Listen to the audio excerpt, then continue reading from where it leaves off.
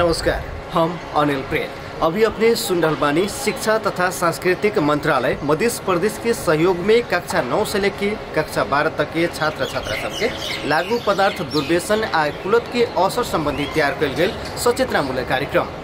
ये कार्यक्रम अपने 12 जिला के radio Nijgadh 107.2 megahertz, radio Simara 91.2 megahertz और रेडियो कुलबी 104.1 मेगाहर्ट्ज में एक साथ सुन सकें।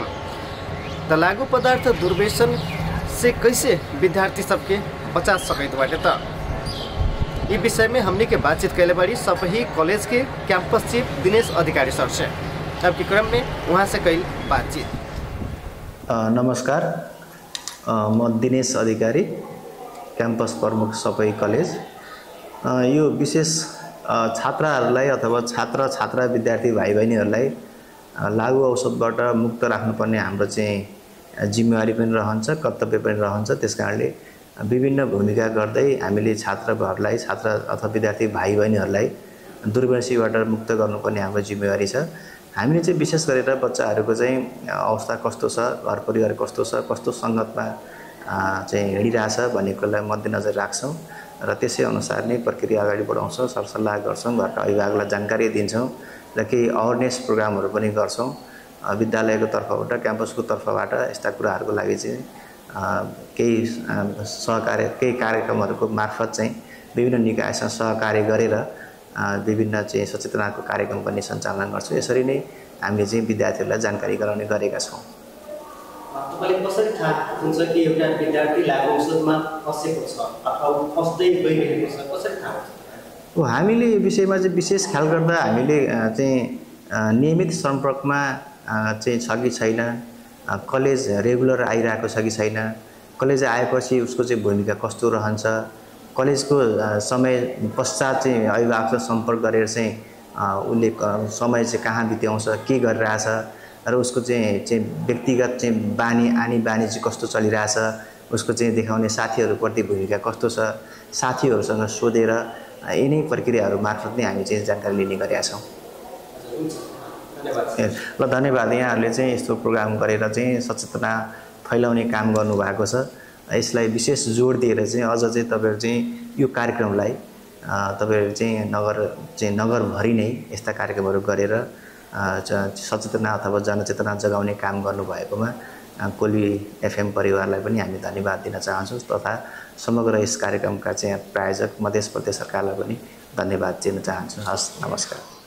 अभी हम कोल्भी बाज़ार में बानी या कोल्भी बाज़ार में यहाँ अभिभावक सब भी भेटल, वहाँ से बातचीत करे जाइत बड़ी कि अपन बच्चा सबके, अपन संतान सबके लागू औषध दुर्व्यसन से कैसे अलगे रखे के, कैसे बचाए के, इस विषय में बातचीत कैल बाड़ी। अब के क्रम में वहाँ से कैल बातचीत।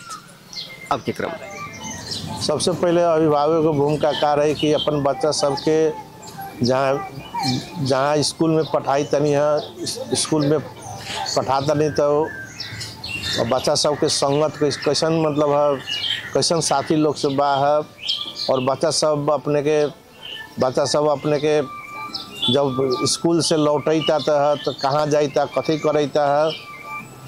यहाँ के मतलब खास करके मधेसी लोग के जौन बच्चा सब कभी बहुत मतलब है अवस्था है लागू पदार्थ दुर्व्यसनी हो रहा बा है। विशेष तो मतलब है चुरुट बीड़ी रक्सी में बेसी मतलब है ध्यान बा है। ओकरा बाद में है विभिन्न खाल के मोबाइल के फेसबुक, ओकरा बाद में विभिन्न टिकटॉक, इस सब में बेसी ध्यान दिला के चलते है अन्य मतलब है उनमें अन्य दुर्व्यसनी होके जा रहा बा है। वैसे ही सबसे पहले अभिभावक भी सचेत होए के पड़ल और सर संगत कैसन बा, सर संगत के भी मतलब है में ध्यान पुआए के पड़ल। बच्चा के अपन मतलब है विद्यालय से लेकर कहाँ कौन किस्म से संगत करता है उस सबसे मतलब है बचे खातिर है अपने से भी मतलब सचेत होए के पड़ल। ओकरा बाद में उत्पादन जहाँ मतलब है रक्सी के उत्पादन होता है, वो रक्सी उत्पादन के स्रोत के भी प्रशासन के माध्यम से ओकरा के मतलब है बिक्री वितरण में मतलब है विशेष निगरानी करे के पड़ल। ओकरा बाद में जनप्रतिनिधि लोग, ओकरा बाद में विभिन्न खाल के जो लागू पदार्थ दुर्व्यसनी संघ संस्था बा उ भी मतलब सचेतना के कार्यक्रम मतलब गांव-गांव में देवे के पड़ल है। ओकरा बाद में अभिभावक लोग के भी मतलब विभिन्न खाल के सचेतना के अभियान चलावे के पड़ल। इसे मतलब बाल बालिका के कंट्रोल कर सके तरी है। ओकरा बाद में साथ साथे है अब सरकार से जो खाल के है निर्देशन आई था उ निर्देशन सबके भी पालना करे खातिर है अभिभावक लोग बड़ी से बड़ी सचेत होए के पड़ल। सबसे बच्चे में हमनी के बच्चे में ओकरा के कंट्रोल ना करब तब धीरे धीरे ओकरा आदत होते जाले ओकरा बाद में अंत में जामे छुटावे के बहुत मुश्किल होखले। वैसे इस समय ध्यान पुरावे खातिर है अभिभावक के बहुत मतलब है सक्रिय भूमिका होए के पड़ल है। चेतना का स्तर उठावे के पड़ल है। बच्चा सब में निगरानी करे के पड़ल। ओकरा बाद में दुर्व्यसनी सब संगे संगत में से मतलब ओकरा के दूर रखे के पड़ल। इहे सब मतलब है हमने के कर सके तारी अभिभावक लोग। ओकरा सुधारेला सबसे पहले तो अभी बहुत सुधार केंद्र सब होल बा। सुधार केंद्र में ओकरा पठावे के पड़ल है।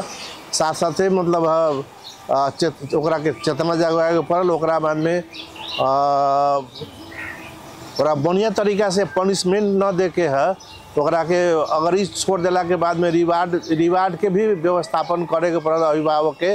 ओकरा के बढ़िया से ओकरा के बच्चा के है साइकोलॉजिक तरीका से है मनोवैज्ञानिक तरीका से ओकरा के उपचार करे के पड़ल है। तब जाके ही सुधर सके। न तो मतलब एके बार दंड में चल जाब तो झन मतलब कथी बाकी बिगड़ सकेता। धन्यवाद। हमनी के गांव घर में बच्चा सबके तो उसे दिखाई तरी स्कूल में जाई जब पढ़े लिखे सब जाई तो पढ़ लिखे आके सब जाके झुंड बना के एगो जगह में जाके वो लोग सब काम पिए वाला खाए वाला सब कथी कथी सी तो कथी तो कथी सुनी तरी वैसन का लड़का सबके हमने के बहुत निगरानी करते बड़े रहते हुए भी 40 साल से वो सब जाके एगो टीम बना ली था जाके सब 10 गो 12 गो 20 गो 25 गो लड़का सबके गेंग एके लगे रही था। ऐसा का सबके हमनी के बहुत तबाह में बाड़ी एकरा के लिए हमनी के प्रहरी से भी अनुरोध कैले बाड़ी कि एकरा के कंट्रोल करे के पड़ल। तो वो कंट्रोल करते बाड़ी बहुत खराब चीज़ है। एकरा के सुधारे के लिए हमनी के बहुत कोशिश करते बाड़ी लेकिन का करे के पड़ी समय भी उसने बा एगो लड़का ना 20 गो 25 गो लड़का के वह धंधा बा। धीरे धीरे एकरा के कंट्रोल करबे कल जाई होबे करी सबके मिले के पड़ल। अब गार्जियन के फर्ज बा कि अपन बच्चा अब दोसर के साथ संग में जाइता कथी करता किने जाइता पढ़े के टाइम में पढ़े जाइता कि न जाइता ये सब गार्जियन के पहिलका अधिकार है पहिलका कर्तव्य है कि बाल बच्चा के अपन माने निगरानी में रखे। तो हमने के समाज के काम बा या समाज के कर्तव्य बा कि कोनो बाल बच्चा कोनो होके अपने बच्चा न समाज के बच्चा कोनो होके आ कथी कर रहल बा ओकरा अब हमनी के माने देखब माने बढ़िया काम छोड़ के ननिमन काम करता ओकरा हमनी के माने शिक्षा देहब समझाए बुझाए जे ये काम गलत हो ये काम न कर और बढ़िया काम कर बढ़िया से माने पढ़। ये तो हम बच्चा सबके हम संदेश दे। गार्जियन के कैसे था लगे कि हमर लड़का गांजा पी रहल बाटे लागू सब प्रयोग कर रहल बाटे गार्जियन के कैसे था लगे? अब गार्जियन तो एकदम ओकरा तो अवश्य एकदम था हो जाए कि बाल बच्चा हमर बच्चा कि लागू औषध माने प्रयोग कर रहल बा। ओकनी के चेहरा मोहरा बोलाई चलाई बुलाई हिराई सब पहचान हो जाए कि हाँ ई बिगड़ रहल बा। गार्जियन तो पहचान ये ली अपन बच्चा के ई बिगड़ गेल बा पहचान। ओकरा कंट्रोल करेला इहे बा कि ओकरा फर्स्ट में तो ओकरा समझाए के पड़ल बुझाए के पड़ल ई संगत छुटाए के पड़ल जे ई देख तोनी के अभी माने कली लेखा तोनी के उमेर बा फूला के जे कली होके कली लेखा उमेर बा तोनी के अभी फुलालो ना बड़ा तू अभी से ही तोनी की तू लत लगा लेब तो तोर शरीर भी बिगड़ी शिक्षा में तोरा बाधा पुगी तोर तो मेन तोरा शरीर पहले नाश हो तो तोरा शिक्षा में तो ध्यान न लागी पढ़े के शिक्षा आर्जन करे के। हाँ ये सब तो एकदम गार्जियन के एकदम ध्यान देवे के बा अपन बाल बच्चा ऊपर, अपने बाल बच्चा ना समाजों के बाल बच्चा के ऊपर माने अथी करे के बा, समझाए के बा, बुझाए के बा। अब लागु औषधमा फँसेकाहरूलाई सबभन्दा पहिला त लागु औषधमा लागुपट्टि गयो गएन भन्ने बुझ्ने कुरा हुन्छ। अब लागु औषधमा फस्ने भनेको आफ्नै साथी सङ्गतबाट हो। अब त्यसमा चाहिँ नि के छ भने गार्जेनकै भूमिका हुन्छ सबभन्दा। मेरो बच्चा कहाँ कसरी हिँड्या छ, के गरी हिँड्या छ, कोसँग हिँड्या छ, त्यो कुरो भनेको गार्जेनले पहिला बुझ्नुपर्ने गार्जेनले नै हो। अब यदि फस्न नदिनु नै सबैभन्दा ठुलो कुरा हो। फँसिसकेको छ भने उसलाई कर्मशः एकैचोटि गर्न मिल्दैन। कर्मशः बिस्तारै उसको चाहिँ नि साथीहरूबाट अलि टाढा राख्ने, त्यो चिजबाट अलि टाढा राख्ने, अलि बढी ध्यान दिने, गार्जेनमै भर पर्ने कुराहरू यो। साथी सङ्गतबाट चाहिँ नि बिग्रेकाहरूलाई गार्जेनले नै ध्यान दिनुपर्छ। गार्जेनबाट हुने कुराहरू हुन्। अब साथीसँग त हरेक किसिमका भेटिन्छन्, अनि ऊ कोसँग हिँड्या छ, कसरी हिँड्या छ, कतिखेर कोसँग जान्छ भन्ने कुरो गार्जेनलाई नै थाहा हुन्छ। त्यो हुनाले लागु औषधबाट बचाउनको लागि त्यो हो। लागु औषध खाइसकेर ऊ चाहिँ नि बानी परिसकेको छ भने उसलाई एकैचोटि हटाउन मिल्दैन। फेरि उसलाई चाहिँ कर्मशः बिस्तार त्यसबाट उसको साथीहरूबाट अलिक टाढा राख्ने, उसलाई के मनपर्छ त्यसप्रति अलिकति चासो दिने, ध्यान दिने, त्यो गरेर हटाउन सकिन्छ। एक ब्याग हटाउन खोज्यो भने हुँदैन, बस्नै दिनु हुँदैन। गार्जेनको काम त्यही हो। यो तपाईँको 10 वर्षदेखि उता 17-18 वर्षसम्म चाहिँ नि एकदम केयर गर्नुपर्छ बाबुआमाले त्यसप्रति है, लागु औषधप्रति। त्यो एकदम त्यो बढी लागु हुने नै त्यही उमेर हो उनीहरूलाई। स्थानीय तह के भूमिका का हो? स्थानीय तह कति कर रहल बाटे त लागू पदार्थ दुर्व्यसन के रोकथाम करे खातिर? हमने के बातचीत कैली कोल्बी नगरपालिका के नगर प्रमुख राम प्रसाद चौधरी जी से। अब के क्रम में वहाँ से कैली बातचीत। आज कोल्बी नगरपालिका में किशोर किशोरी लोग दुर्व्यसनी में जो कुलत में जो प्रवृत्ति देखा पड़ल बा, हमने के चिंताजनक हो। हमने के नगरपालिका के तरफ से भी हमने के प्रयास जारी बा। जैसे कि पर साल भी कार्यक्रम मार्फत हमने के किशोर किशोरी के दुर्व्यसनी में लगला से कौन किस्म के हमने के आर्थिक प्रभाव, शारीरिक प्रभाव, एकर मानसिक प्रभाव कैसे पड़ेला कह ओकरा भी हमने के कार्यक्रम मार्फत हमने के गाँव में कह के हमने के कहली। दूसर बात, स्कूल में विद्यालय लेवल में भी हमने के एकरा बारे में विद्यार्थी भाई बहन सबके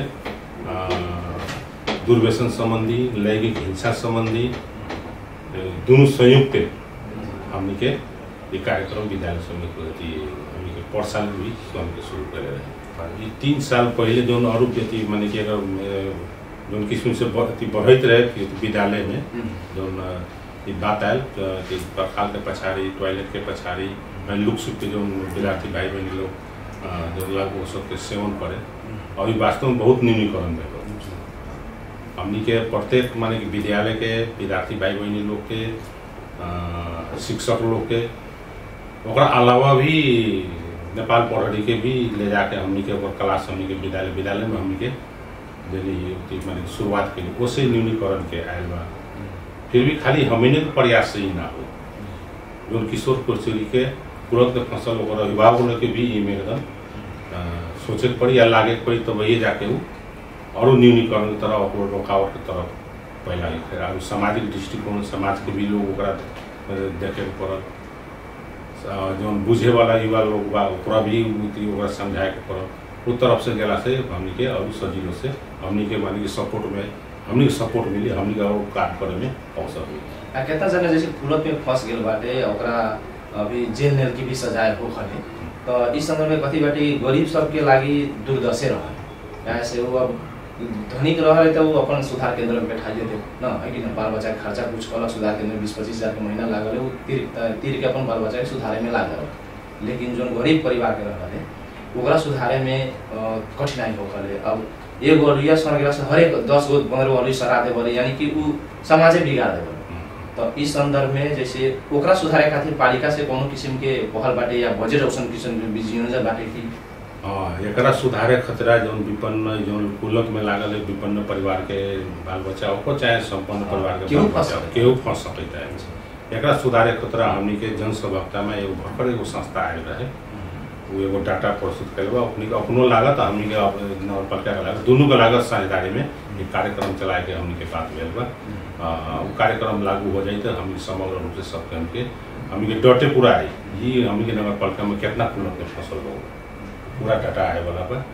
लगभग डाटा सहित निश्चित बा हम तक कन्फ्यूज बारी न तो हम डटे बता दें कि इतना जन हम ये कुलत में लागल अथी बा।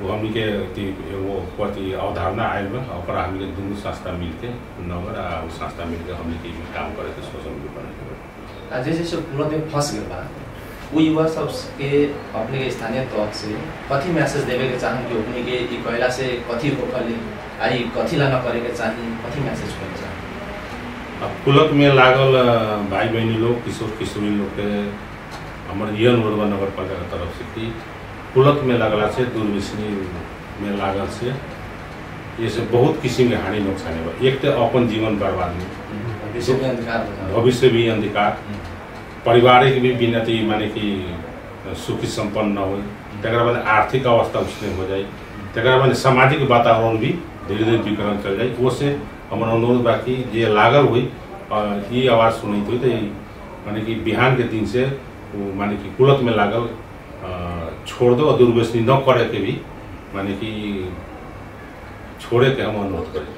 कोल्बी नगर उद्योग वाणिज्य संघ के संस्थापक अध्यक्ष महेश कुमार शाह से भी बातचीत कैले बाड़ी कि लागू पदार्थ दुर्व्यसन के कैसे रोक सकते बाटे था वहाँ से कैल बातचीत अब अभी तो अभी के सबभन्दा से जल्दो बल्दो समस्या बा अभी हमके समाज में।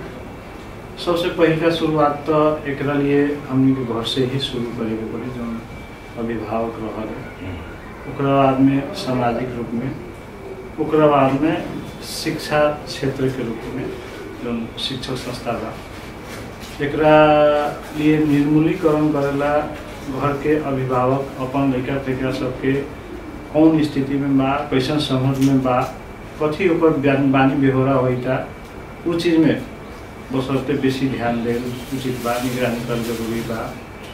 दूसरका में सामाजिक लेवल में अब जैसे हमनी के घर के छर छिमेक सब रहल है तो अब मान ली घर के गार्जियन के इस विषय में न था लेकिन छर छिमेक के साथी भाई सबके ओकरा बारे में ऐसा किस्म के कुलत में लागल बा कह के था होला पर घर के गार्जियन के जानकारी कराए के ओकरा बाद में सबसे महत्वपूर्ण एगो एक चीज़ बा कि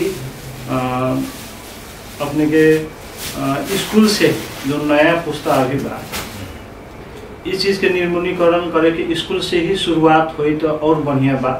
लेकिन इनमें बहुत संस्था सब काम कर रहा बा देखे करिए हम अभी भी बहुत संस्था सब काम कर रहा बा लेकिन उपलब्धि उतना प्रभावकारी न हो रहा बा। जैसे कार्यक्रम होकले कार्यक्रम के एगो प्रभाव बढ़िया ढंग से न हो सकल लेकिन एकर अभी के नया ट्रेंड में हमरा देखला से अगर इसमें सुरक्षा निकाय के अगर जोड़ल जाए समन्वय कल जाए तो शायद हमरा लगे कि नया आए वाला पुस्ता के सुरक्षा निकाय के एगो यूनिफॉर्म आ सुरक्षा निकाय भी इस चीज़ में महत्वपूर्ण भूमिका खेलल कह के हमनी के समन्वय करल जा सके। कैसे कि एक लिए जैसे नया आए वाला पुस्ता जो लड़का सब बा एगो यूनिफॉर्म लगाए प्रहरी अगर ये लागू औषध के बारे में दुर्व्यसन के बारे में या अन्य और कानून संबंधी ज्ञान के बारे में अगर महीना में 2 दिन अगर क्लास में अगर क्लास ले लेता तो आए वाला पुस्ता में ये एगो बढ़िया मैसेज जाए कि न प्रहरी सब भी इस चीज़ में जुड़ल रहला पर आ प्रहरी के भी फंक्शन कथी लौकी कि ये गुनाह कैला के बाद में कार्रवाई न करल कि पहले ही अग्रिम प्रहरी सब इस सब के बारे में चेतना देवले कह के तो इनमें महत्वपूर्ण भूमिका नगर पालिका के भी रह गए स्थानीय निकाय सब के एगो द्वारा अगर हुए तो बढ़िया प्रभावकारी हुई कैसन जैसन लगे हमरा। जैसे शिक्षित युवा सभी में दुर्व्यसन में फंस जावल है जैसे कक्षा विशेष करके अगर देखल जाए तो कक्षा 9 से लेकर जो 12 में युवा अवस्था में रहते 16, 17, 19, 18 वर्ष की उम्र के युवा सब विशेष करके फंसल है। अब इनमें फंसी न देवेला अपनी के कैसन किस्म के अपने मैसेज छोड़े इनमें तो सबसे बड़का समस्या कथी बा कि अपनी बेरोजगारी। अब बेरोजगारी के कारण से शिक्षा के स्तर मतलब कमजोर हमनी के कथी बा गांव भर में शिक्षा के स्तर में बहुत कमजोरी बा। मतलब गार्जियन से लेके हर एक चीज अपन लड़का फैका सबके सकभर प्राविधिक शिक्षा और उन्मुख कराए के या जौन भी शिक्षा बा एगो बढ़िया ढंग से आयोजन कैला पर एगो सक्षम बनैला पर कथी होकर कि आए वाला रोजगार अब जैसे उद्योग में हो गए, व्यापार में हो गए या अन्य वैदेशिक प्राविधिक शिक्षा में मतलब प्राविधिक काम में जाए के हो गए तो वहाँ जाके बढ़िया एगो आमदनी आय स्रोत करे के अवस्था रही। लेकिन कथी बा कि अखनी के अवस्था में मेहनत करे के नहीं लोग चाहिए, मेहनत भी नहीं करे के चाहे आ शिक्षा के स्तर घटला से कथी कि कोनो उद्योग कोनो व्यवसायिक बड़का अगर उ चाहना भी रखे तो हमरा 10 गो काम करे वाला आदमी चाहिए तो उ किस्म के मैन पावर उत्पादन न होला के चलते उ राखे के असमर्थ रहे। तो इमे सबसे बड़का हम कहम जे हमनी के देशे में ई दुर्दशा बा शिक्षा के स्तर घट गेला से। अब ई दुर्व्यसन में जैसे केहू फंस गल बा ओकरा इमे से निकलेला जैसे केहू वीडियो देखता हो सब किस्म के पालिका के विशेष करके स्थानीय सरकार के जो स्थानीय जो निकाय से तो ओकरा फंस गेला पर ओकरा कैसे निकालला में कैसे निकले के सजिलो होई उमे कैसे अपने कहे। अब एकरा लिए तो एगो सबसे अच्छा कथी बा कि अब सरकार या नगरपालिका स्थानीय निकाय सब एगो एकरा से निवारण करेला जे लाग गेल बा महिला के दुर्व्यसन में या लागू औषध में एकरा लिए एगो जो संस्था एगो खोल के इस चीज से निवारण करल जा सकता ओकर उपचार करके एगो और कथी बा कि एकरा लिए हमनी के जैसे खेलकूद और भी उन्मुख करा के खेलकूद के भी ज्ञान दे के जैसे हमनी के ये जिम क्लब हो गए या अन्य और खेलकूद में वो और आकर्षक करवा के कैसे खेलकूद ऐसा चीज बा कि वो में लगला पर कथी है कि ऑटोमेटिक लागू औषध हो आदमी के ध्यान कम हो जाए उस चीज से भी हमनी के निवारण करल जा सकता है।